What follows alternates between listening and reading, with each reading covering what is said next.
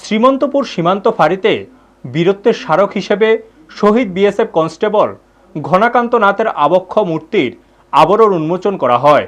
এ আবরণ উন্মোচন করেন বিএসএফ গোকুলনগর সেক্টর হেডকোয়ার্টারের ডিআইজি ভিকে কসানা।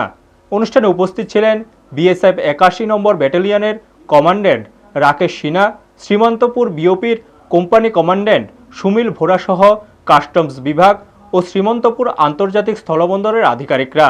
অনুষ্ঠানের শুরুতে বিএসএফ আধিকারিকরা শহীদ জওয়ানের স্মৃতিসৌধ ও আবক্ষ মূর্তিতে পুষ্পার্ঘ্য অর্পণ করেন এবং গার্ড অব অনার প্রদান করে শ্রদ্ধা জানান। উল্লেখ্য, 1989 সালের 9 জুলাই কনস্টেবল ঘনাকান্ত নাথ অন্যান্য সদস্যদের সঙ্গে রাতের নাকা ডিউটিতে নিযুক্ত ছিলেন। 10 জুলাই ভোররাতে ডিউটি শেষে দলটি গোমতী নদীর ধারে বিওপিতে ফেরার সময় তিনি দেখতে পান 4 জন চোরা কারবারি ভারতের প্রায় 200 গজ ভেতরে পাচার সামগ্রী মাথায় নিয়ে বাংলাদেশের দিকে এগিয়ে যাচ্ছে। তিনি সঙ্গে সঙ্গে দলকে সতর্ক করেন। কমান্ডারের নির্দেশে কনস্টেবল ঘনাকান্ত নাথ ও আরেক সহকর্মী আখ ক্ষেতের ভেতর দিয়ে চোরা কারবারিদের ধাওয়া করেন। ধাওয়ার মুখে চোরা কারবারিরা তাদের বোঝা ফেলে দিয়ে গোমতী নদীতে ঝাঁপ দেয়। তখন নদীটি প্রায় 100 মিটার প্রশস্ত এবং প্রবল স্রোতে বইছিল। নিজের জীবনের ঝুঁকি উপেক্ষা করে নিরস্ত্র অবস্থায় কনস্টেবল ঘনাকান্ত নাথ নদীতে ঝাঁপিয়ে পড়েন এবং সীমান্ত পিলার এর মধ্যবর্তী এলাকায় চোরা কারবারিদের ধরতে তাড়া চালিয়ে যান।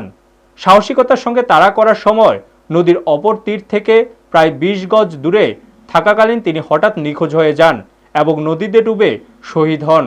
পরবর্তীতে বাংলাদেশ রাইফেলসের সঙ্গে যোগাযোগ করা হলে বাংলাদেশ থেকে তাদের মরদেহ উদ্ধার করে বিএসএফের হাতে হস্তান্তর করা হয়।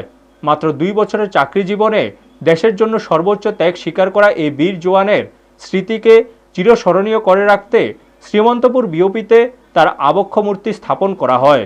ব্যুরো রিপোর্ট, নিউজ তৎকাল 24।